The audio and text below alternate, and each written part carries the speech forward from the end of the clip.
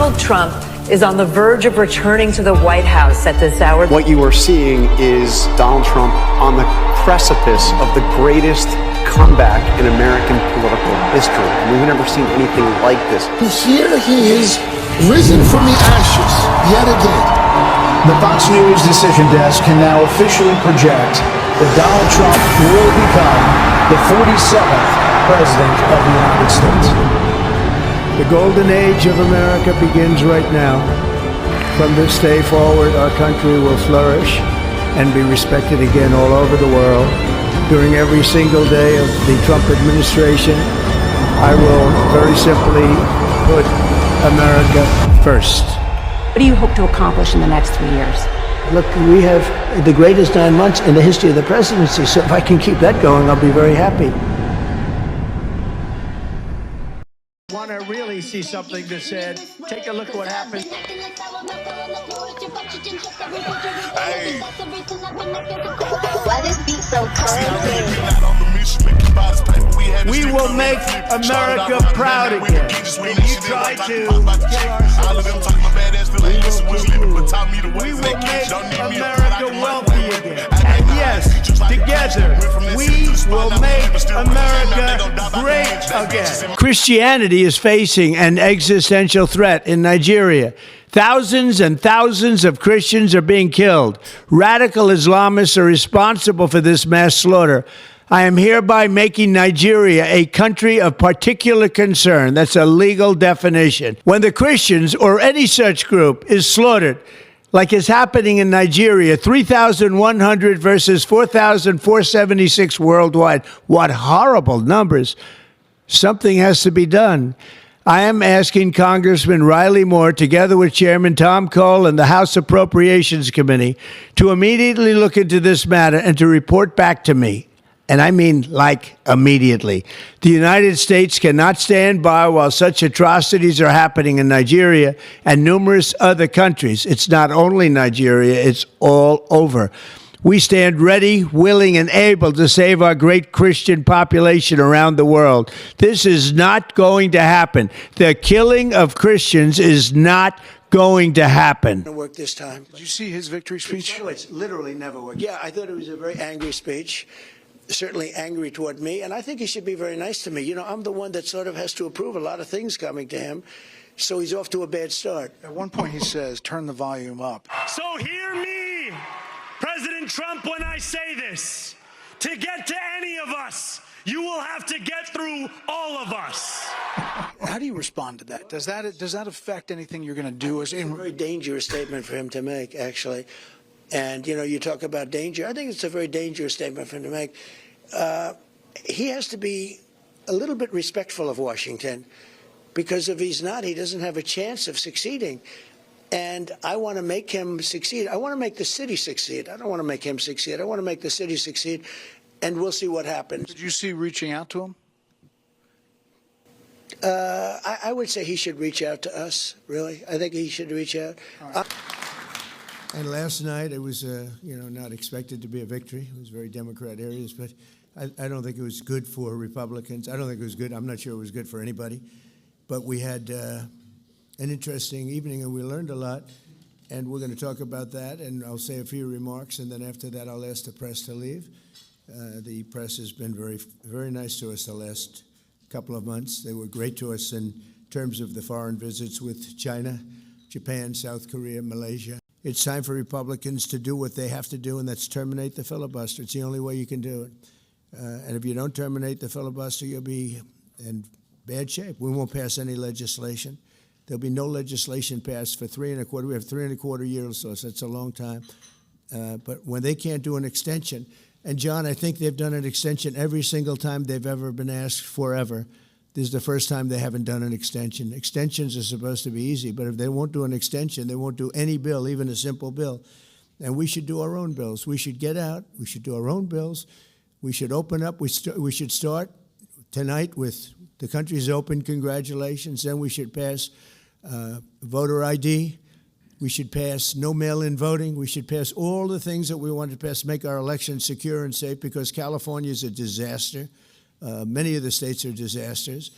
But can you imagine when they vote almost unanimously against voter ID? All we want is voter ID. You go to a grocery store, you have to give ID. You go to a gas station, you give ID. But for voting, they want no voter ID. That's only for one reason, because they cheat. We would pass that in 15 minutes. If you don't get it, you'll never pass that. You'll never talk about mail-in ballots. Mail-in ballots make it automatically corrupt. If you have mail-in ballots, automatically it's correct. Even Jimmy Carter, they had the Carter Commission after he got out of office, and he had a group of very distinguished people, Democrats and Republicans, and they passed, they recommended things take place. It was a long time ago. And they said about mail-in ballots, if there is mail-in ballots, there will definitely be corruption because, you know, they pass through too many hands. I mean, you go in to vote and they want you cut. You know, I serve in Congress, and that's where my frustrations are. It's not at the president at all. My frustrations are in Congress because we're the legislative branch. We should be passing bills. We should be passing the agenda that the American people voted for, and we're not. We're literally shut down. I'm angry at the speaker. I think the House should be in session. We should be doing our job. And over in the Senate, Democrats can reopen the government, but Republicans can do it too. And I called to end the filibuster and use the nuclear option a month ago. Wall Street Mav says, my advice to Trump and conservatives in 2026.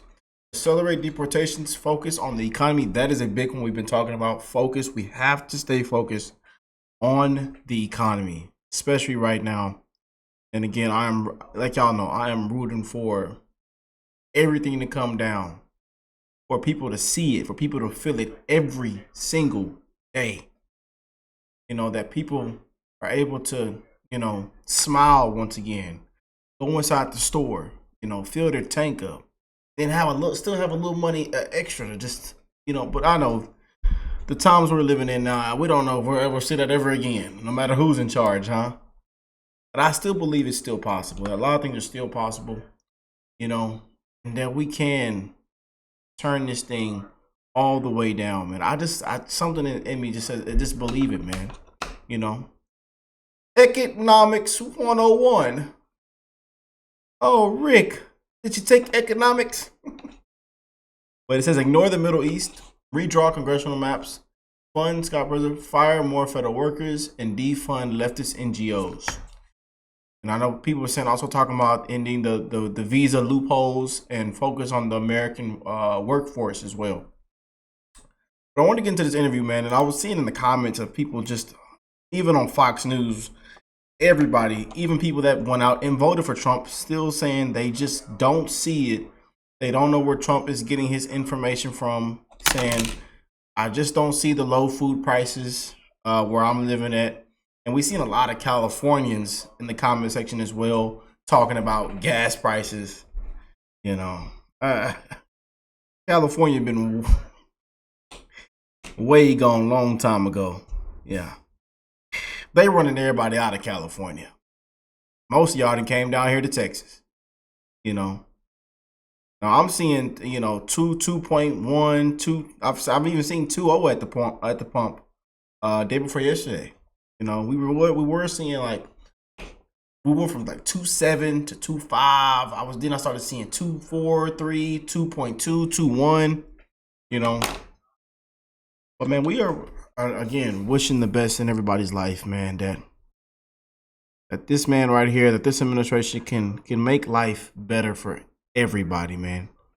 You know, and that common sense prevails. You know, there's been a lot of wins with this administration already. You know, a lot of wins, you know, and especially when it comes to the board and a lot of his promises, you know, but especially going into the midterms, we have to focus on the economy, you know, and I know a lot of people are in Trump's ear, you know, and here we are. But let's get into this recent interview that was just taken with him. With Brett Bard. I think this was really great. And he even brought up what a voter said to him, you know, as she voted 3 times for him. And she even gave, you know, some good advice and also kept it real with President Trump. So let's see how he responds, and let's check this out. What they were previous, you know, it was in 2 days in the office and they tell me about eggs. I solved that because the fact is we have prices way down. We have prices down. Our country's doing well. The stock market's hitting record highs, like 48 times during my 9 months, and just a couple. That's the thing is, we want people to see it, to actually feel it, to see it, consistently. They walk into the store today, tomorrow, next week, and say, "Wow, things have come down." I can't lie. President Trump is doing his thing, and we see that in some places. We see some people going viral on TikTok, but then you'll see in the comment section, well, over here where I live, that's not the case, and that's the thing, and we know how this thing works, and we know how the economy works. Things don't just take place overnight, and I just hate that talking point Democrats have. Trump promised this, Trump promised that. He said on day one. On day one, things don't happen overnight. You actually know how the economy works, Days ago, it hit another record high, like really record high. It's great, and that equates. It's not just rich people. That's 401ks. I mean, that equates to everybody. And the country's doing very well. But as Republicans, you have to talk about it, because if you don't talk about it, I saw that they kept talking about affordability. Well, Biden was a disaster with affordability. He had the highest inflation rate in the history of our country. But you have to talk about it. It's no good if we do a great job and you don't talk about it. And I don't think they talk about it. Now we have seen the inflation rate have dropped with President Trump, and we have to admit that. From Biden to Trump, it has dropped. That's just, you can pull it up. It'll come right up. We reported on that many times, but continue. Enough. They have this new word called affordability, and they don't talk about it enough. The Democrats did, and the Democrats make it up because we took over a mess.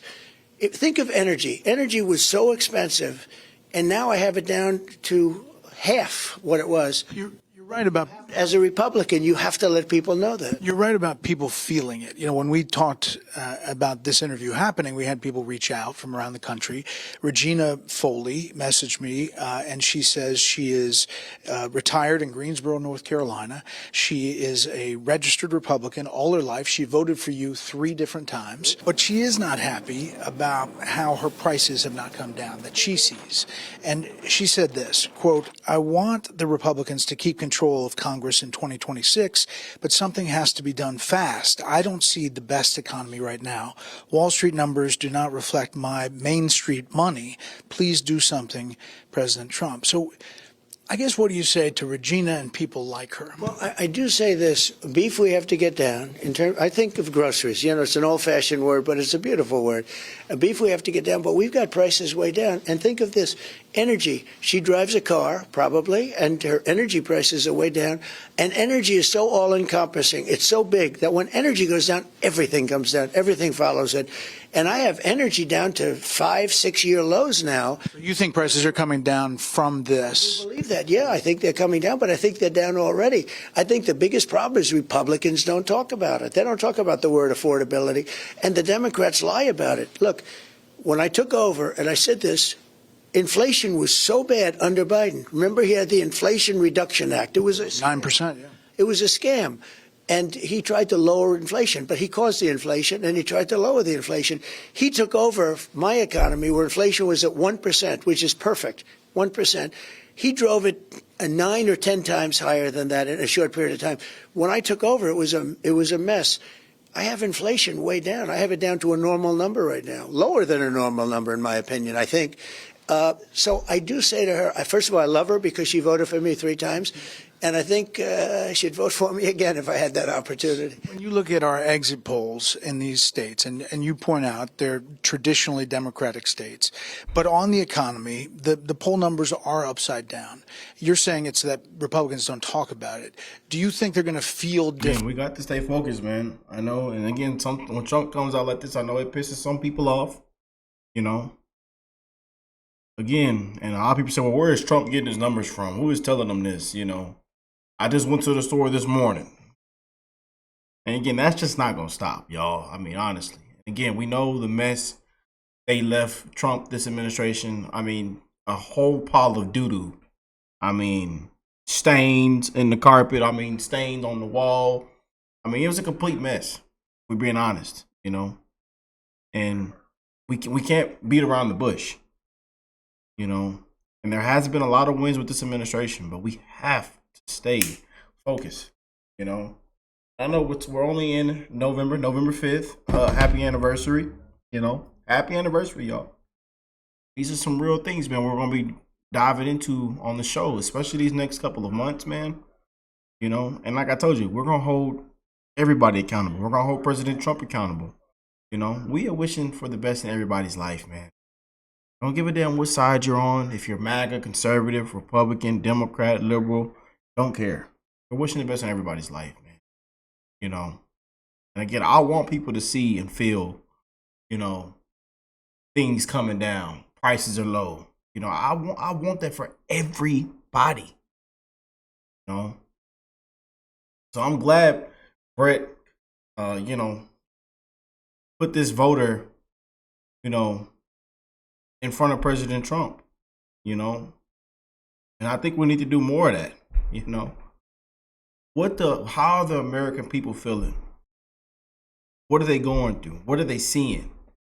You know, what are they seeing in their wallets? You know, let the president know, you know. Not just in North Carolina. How about over here? Let them know. You know, we need more of that. I want to send a huge shout out to Brett for that. Come first quarter 26, etc. Well, I hope so. You know, the Democrats lie about it. We've done a great job. We have $17 trillion of investment coming into our country. Biden had less than $1 trillion in 4 years. I have $17 trillion in 9 months. That would mean $20 or $21 trillion. In the history of the world, there's never been a country with anything near that. It's now, all these plants are being built. Car companies are coming back. AI, we're leading China. You know, we're beating China. You know it. China knows it. In fact, President Xi congratulated me. He said, I want to congratulate you on turning that country around. I've never seen anything like it. And I congratulate him, too. We get along. You know, it's nice that I get along with him. But when I went to that meeting, we had a rare earth problem. When I left, we had a record purchase of soybeans. I mean, he's buying 25 billion tons of soybean. Think of that. 25. This is numbers like nobody's ever seen before. Billions and billions of dollars on agriculture. And I told the farmers, don't worry about it. Start thinking about buying a bigger tractor, right? I said more land and a bigger tractor. And that's what they're doing. Mr. President, stand by if you would. More with President Trump on the other side. Mandami, socialist communists. They running everybody out of New York City. Everything and everybody.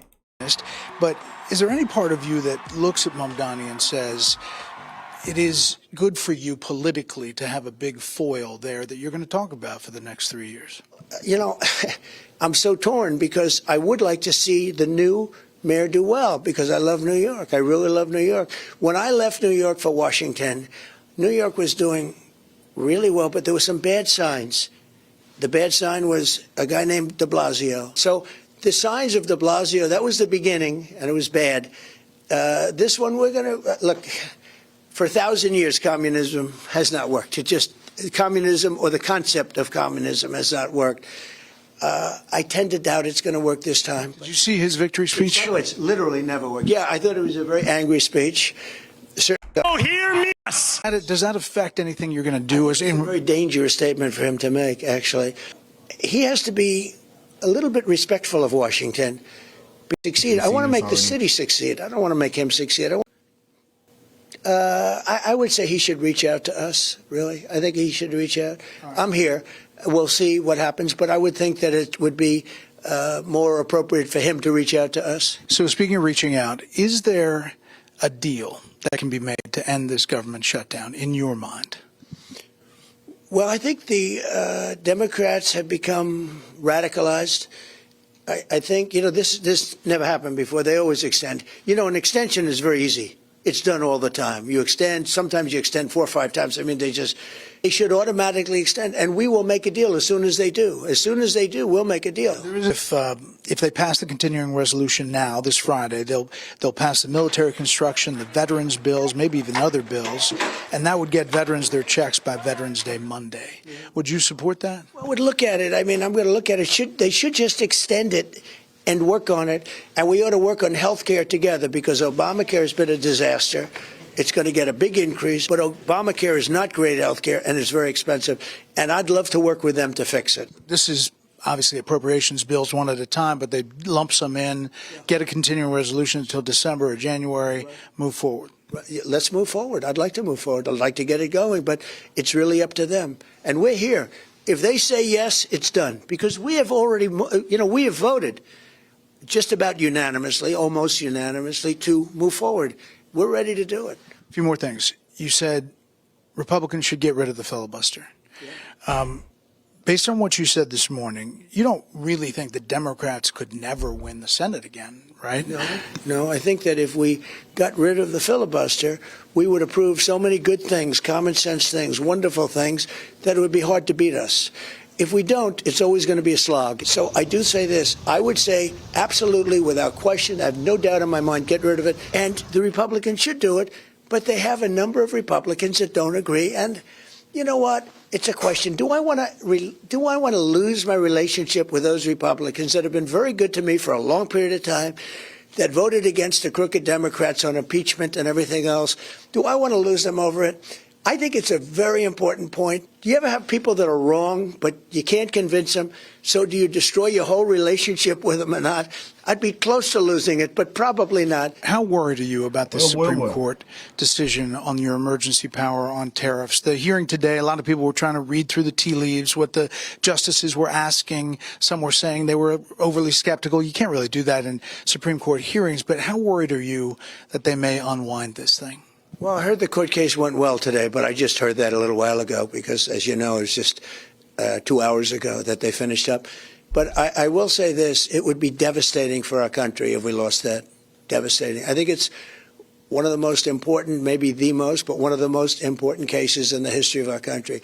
I think taking tariffs away so that we can have national security. So, as an example, President Xi, he hit us with the rare earths.